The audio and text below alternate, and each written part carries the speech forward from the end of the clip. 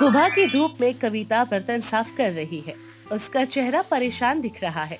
सुधा देवी आंगन में झाड़ू लगा रही हैं।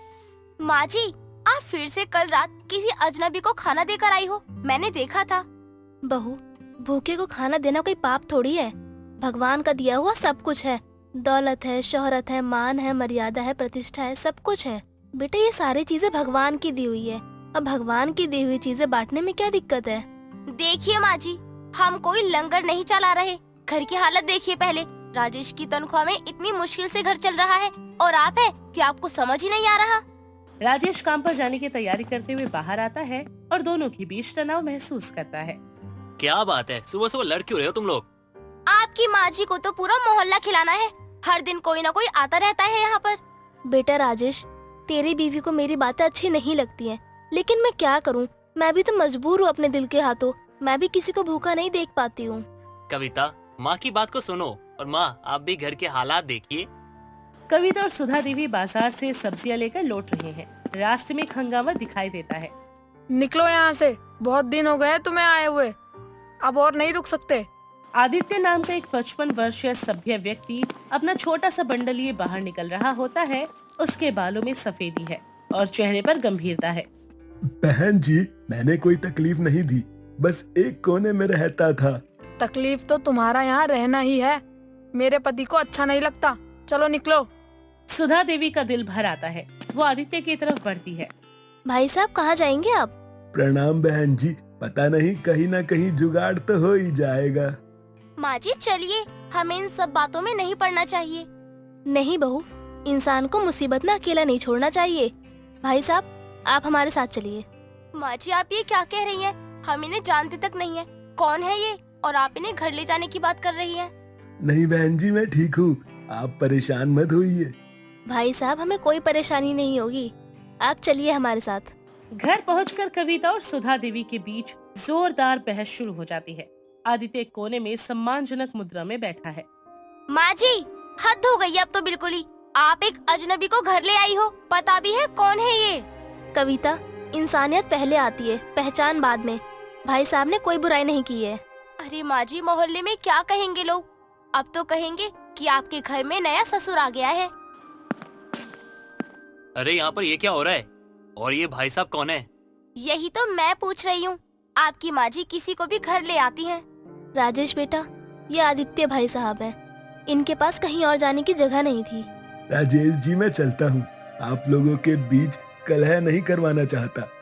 आदित्य जी आप रुकिए, अगर माँ ने आपको रुकने के लिए कहा है तो आप यहाँ रुक सकते हो, हमें कोई दिक्कत नहीं है।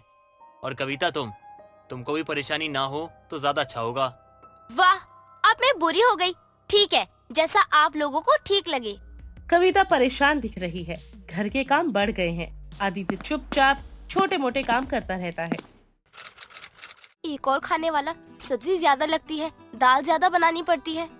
आदित्य रसोई के पास जाता है। बहन जी, कुछ काम हो तो बताइए, मैं कर दूंगा। कोई काम नहीं है, आप जाकर आराम कीजिए। जी मैं समझ गया हूँ, आपको मेरा यहाँ रहना अच्छा नहीं लगता, मैं कल ही चला जाऊंगा। सुधा देवी रसोई में आती है।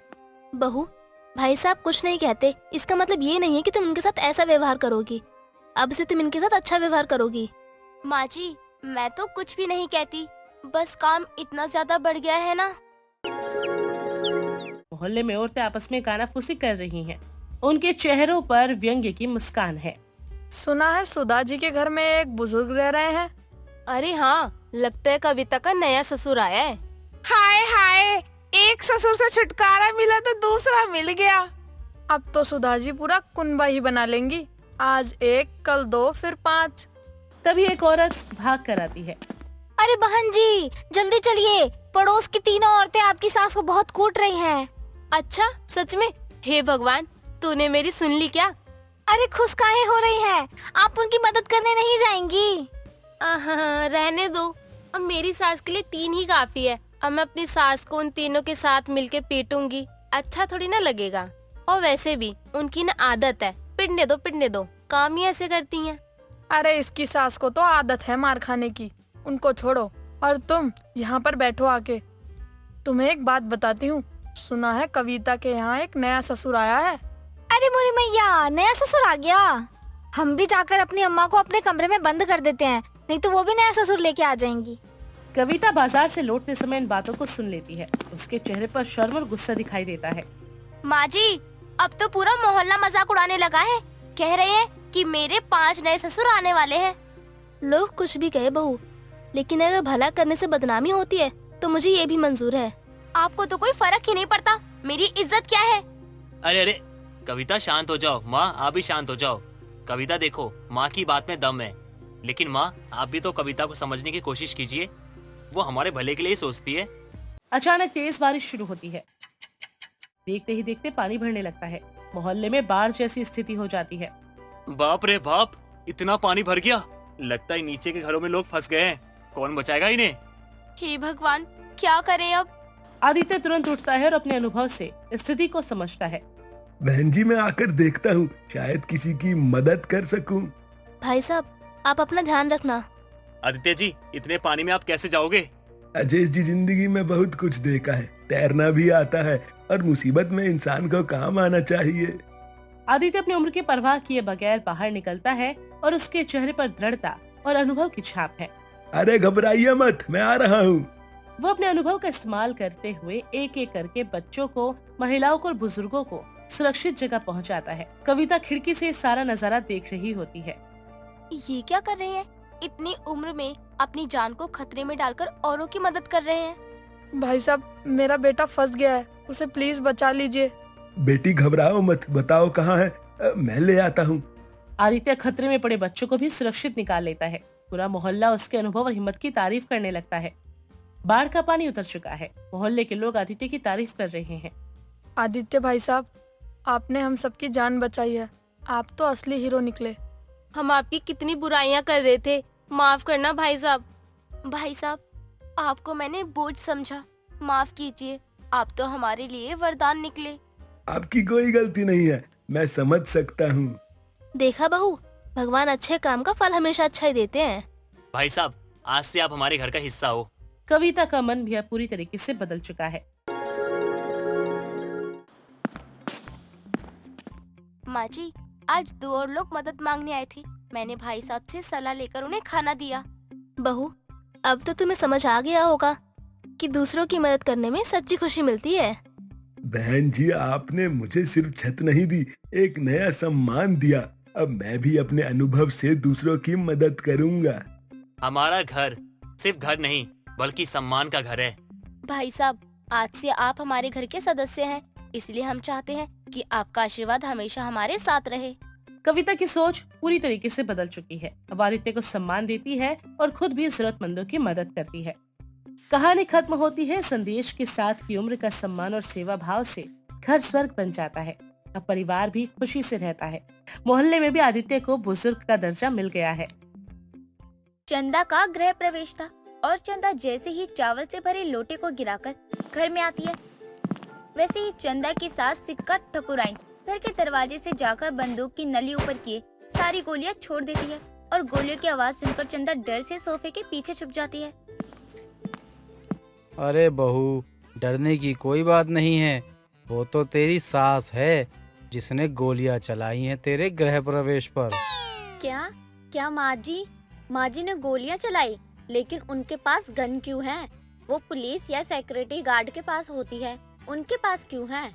अरे बहू, नहीं, ये तो हमारे गांव का दबदबा है और रुतबा बनाने के लिए हमने अपने पास रखा है। वो क्या है ना, अगर हम पूरे दिन एक बार भी गोली ना चलाएं तो हमें एसिडिटी होने लगती है। माँ जी, लेकिन ये तो शहर है और शहर में बंदूक रखना गैर कानूनी है, ये तो आप भी जानती है ना। मोतिहारी सुनियो बहू, I am from Bihar Motihari, और वहाँ का तो बच्चा बच्चा बंदूक अपने चड्डी में लेके घूमता है। तो हमारे पास तो बाप दादा की रखी हुई बंदूक है, और वो तो सरपंच और विधायक थे, तो हमारे पास तो बंदूक होना लाजमी है। चोर थे सबके सब मुखिया सरपंच के नाम पर लोगों का पैसा खाने वाले, और मुझे भी जबरदस्ती इनके चोर बाप दादा ने उठवाकर शादी करवा दी थी। लेकिन ये तो गलत है ना पापा जी, और आपने माँ जी को कुछ कहा भी नहीं। कहीं ना कहीं आपको भी तो गलत लगती होंगी ना वो। अरे धत, ये अब तो थोड़ी ठीक भी लग रही है, लेकिन इसकी ये जो बड़ी बिंदी लगाने की आदत है ना, एकदम चुड़ैल लग रही थी।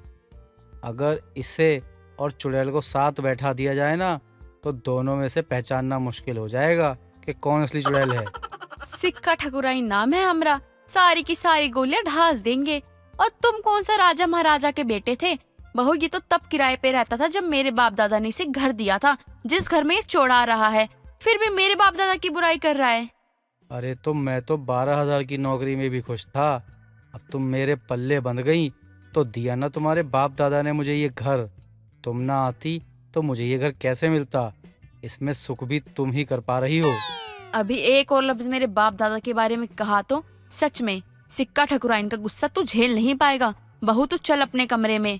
चंदा की सास को बात बात पर गोली चलाने की आदत थी, जिसे किशोर 26 सालों से झेल रहा था और वो परेशान भी था। लेकिन चंदा जब से आई थी वो अपनी सास को गोली चलाता देखकर डर से चुप जाया करती थी। अब देर शाम विमला का सिक्का ठकुराइन के घर आना होता है। अरे सिक्कू कैसी है? और सुबह सुबह गृह प्रवेश करवाते हुए गोलियां क्यों दाग रही थी? पहली बात तो सिक्कू किसे बोली? पूरा नाम ले मेरा सिक्का ठकुराइन, समझी? अगर तेरे भेजे में ये बात समझ नहीं आ रही मैं तुझे बता सकती हूँ, लेकिन मेरी अगली बार अगर तूने ऐसा अधूरा नाम लिया ना सिक्कू, तो तेरा भी सिक्कू की तरह बैंड बजा दूंगी। अरे बाप रे सिक्कू, मेरा मतलब सिक्का ठकुराइन जी, तेरी बहू क्या आई? तेरे तो तेवर ही बदल गए। हाँ बदल गए हैं, अभी थोड़ा रुतबा बनाना पड़ता है, वो भी बहू के सामने। ऐसे ही किसी से बेइज्जती तो नहीं करवा सकती ना। हाँ हाँ, बेइज्जती के लिए तो इज्जत का भी होना जरूरी है ना। क्या बोली? रुक तू, ऐसे नहीं मानेगी विमला। मेरी बंदूक किधर है? लगता है अपने कमरे में भूल गई हूँ। अगर अभी साथ होती ना तो यहीं खत्म कर देती तुझे। Tata bye bye. अपनी पड़ोसन और सास की बातें चंदा सुन रही होती है और वो चाय लेकर जब हॉल में आती है तो उसके हाथ कांप रहे होते हैं। और चंदा के कांपते हुए हाथों को देखकर विमला सिक्का से कहती है, देख रही है ना तेरी बहू के हाथ कैसे कांप रहे हैं। बहू ला मुझे दे चाय की ट्रे। अरे बहू मेरी बंदूक कमरे में ही है, जा ले आ, उसके बिना मेरी कमर सूनी लगती है। अरे अभी ये चाय पी ले, जब देखो तू और तेरा ये बंदूक। किसी दिन इस बंदूक से कुछ बड़ा होकर ही रहेगा। तुझे मैंने कितनी बार कहा है सिक्का ठुकराइन, ये शहर है गांव नहीं, जहाँ तू अपने बाप दादा का रौब दिखाती रहती है। देख, तब तक जिंदा हूँ तब तक मेरी रोब और मेरी बंदूक मेरे कमर में रहेगी। खैर हमें तो आज बाजार जाना है, चल सब्जी लेकर आते हैं बाजार से। चल तो मैं लूंगी, लेकिन तू बंदूक को यहाँ पर रख कर जाएगी। देख, अगर तू अपनी बंदूक लेकर गई और किसी ने कुछ तुझे बोला तो तू बात बात पर गोलियां चला देती है। ऐसे में अगर किसी को लग गई या फिर किसी को कुछ हो गया तो तू तो जेल की हवा खाएगी ही, साथ में मुझे भी डंडे पड़ेंगे, वो अलग। अरे वो तो मैं छुपा कर ही बाहर निकलती हूँ, ये भी तो अच्छे से जानती है ना तू। मेरे तो खून में ही बंदूक चलाना लिखा हुआ है, ये जा भी तो नहीं सकती ना। हाँ हाँ क्यों नहीं, चल शाम में मिलते हैं। जहाँ एक तरफ चंदा अपनी सास की गोली चलाने को लेकर काफी परेशान थी, वहीं दूसरी तरफ चंदा घर के बर्तन भी गिर जाने से डर जाया करती थी। चंदा के अंदर इतना डर हो गया था कि उसे ठीक से नींद भी नहीं आती। अब देर शाम किशोर पानी पी रहा होता है, उसके हाथ से पानी का ग्लास गिर जाता है, लेकिन चंदा जो कि अपने ससुर के लिए चाय ला रही थी, वो ट्रे चाय का कप छोड़कर सोफे के पीछे छुप जाती है। अरे बहू, पानी का गिलास था, तू डर मत। वो सिक्का ठकुराइन तो बाजार गई हुई है, और हाँ, ये औरत भी नहीं सुधर सकती है कभी। इसकी गोली चलाने की आदत से बहू भी कितनी डरी सहमी रहती है। अब किशोर सोफे के पीछे अपनी बहू चंदा को देखने जाता है तो वो देखता है कि उसकी बहू कांप रही है, और ये देख किशोर अपनी बहू को आराम करने को कहता है। इधर सिक्का और विमला दोनों ही बाजार पहुंचते हैं। तभी वो देखते हैं कि दो लड़के एक लड़की को छेड़ रहे होते हैं और लोग तमाशा देख रहे होते हैं। अरे सिक्का, देख तो ये लोग कितने बेशरम हैं, इतनी जवान लड़की को दो गुंडे छेड़ रहे हैं और ये लोग है कि तमाशा देख रहे हैं। हाँ तू तो ये सही कह रही है, आज तो मैं इस लुच्चे लफंगे को छोड़ूंगी नहीं। आज तो तेरी विमलू भी तेरा साथ देगी। निकाल अपनी बंदूक और नचा इन सालों को। अब विमला के साथ सिक्का भीड़ को चीरती हुई बीच में पहुंचती है और एक लड़के का कॉलर पकड़ती है, दूसरे पर बंदूक तान देती है और विमला उस लड़की को ले जाकर साइड में खड़ी हो जाती है। मेरी पड़ोसन है सिक्का, सिक्का ठकुराइन। सिक्कू मार डाल इन सालों को। जब तक तुम दोनों के पैर थिरकेंगे तब तक तुम दोनों जिंदा रहोगे। चल नाच अब। सिक्का नचा इन कुत्तों को। आज इन कुत्तों को इतना नचा कि देखने वालों की भी आंख भर आए। और ये कुत्ते कभी अपनी पूंछ लाने के लायक भी ना बचे। सिक्का के सामने वो दोनों नाचने लग जाते हैं और चाय वाला सिक्का को कुर्सी लाकर देता है। एकदम मोतीहारी वाली सिक्का ठकुराइन लग रही हो तुम तो। हाँ क्यों नहीं, आखिर जलवा भी तो मोतीहारी के बाप दादा का है। दोनों लड़के नाच रहे होते हैं कि वहीं सिक्का कुर्सी पर पैर चढ़ाकर बैठी होती है और पान खाते हुए बंदूक को लहरा रही होती है। तभी जैसे ही वो दोनों लड़के हार थककर रुकते हैं कि सिक्का हवा में गोली चला देती है और लड़के डर से नाचने लग जाते हैं। लेकिन तभी भीड़ में से एक आदमी निकल कर आता है। अरे का गजब एक्टिंग करी हो काकी, एकदम आग लगाती तुमने। वो देखो वो खड़ा है विलेन, लेकिन वो तो तुमने आगे पानी भी नहीं भरेगा। अरे का एक्टिंग करी हो काकी। अरे ऐसी एक्टिंग ना तो हम तो बॉलीवुड और हॉलीवुड की पिक्चरों में देखे थे, लेकिन बहुत ही अच्छा एक्टिंग की हो काकी। और ये विलन जो है ना, तुमने आगे पानी भरेंगे जी। इलो काकी 50,000 रुपए। बहुत अच्छा एक्टिंग की हो, ये तुम्हारा इनाम है। ए हमका बिकाऊ समझा है क्या? और कौन से एक्टिंग की बात कर रहा है तू? मैंने तो बस एक लड़की की जान बचाई है। हाँ, हमने तो बस उस लड़की की जान बचाई थी।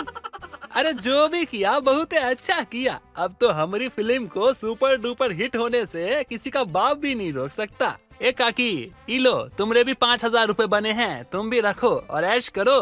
और हाँ काकी लोग, हमारी पिक्चर को देखना मत भूलिएगा। हमारी पिक्चर का नाम है खिला खिला कर पिज्जा, छत पे दबोचे जिज्जा। हे राम रे राम, हमने ये क्या कर दिया सिक्का? इतनी अश्लील मूवी में एक्टिंग कर दी। अब तो इस उम्र में हमारी बदनामी होने से कोई नहीं रोक सकता। मैं ना जाने किस मनोज घड़ी में तेरे साथ आ गई थी। अब इधर जब सिक्का घर आती है तो किशोर अपनी बहू के बारे में सिक्का को बताता है कि वो कैसे सिक्का की गोली के चलने की आदत की वजह से डर चुकी थी। अब कोई बर्तन भी गिरे ना तो वो कांपने लगती है।